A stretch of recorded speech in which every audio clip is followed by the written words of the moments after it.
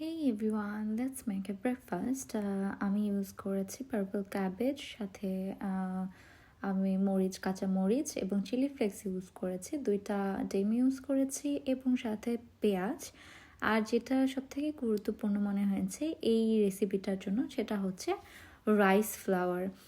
তো আমি এটা প্রথমবারের মতো ওই দিন বানিয়েছিলাম, খুবই খুবই মজা ছিল খেতে। এবং এটা ডিমের মতো করেই ভেজে নিতে হবে, একটু সময় নিয়ে ভাজতে হবে কম আঁচে, যাতে করে সবটা সুন্দর মতো সিদ্ধ হয়ে যায়, আমি কোনো কাঁচা কাঁচা ভাব না থাকে। সো আমি সেটাই করেছি এবং বিলিভ মি, এটার একটা খেলেই পেট ভরে যায়।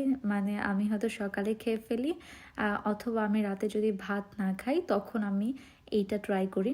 এটা আমার খুবই পছন্দের তালিকায় চলে গেছে এবং এখন পর্যন্ত আমি 5 থেকে 6 দিন এটা খেয়েছি। রাতুল রাতুল পর্যন্ত এটা খুব পছন্দ করেছে।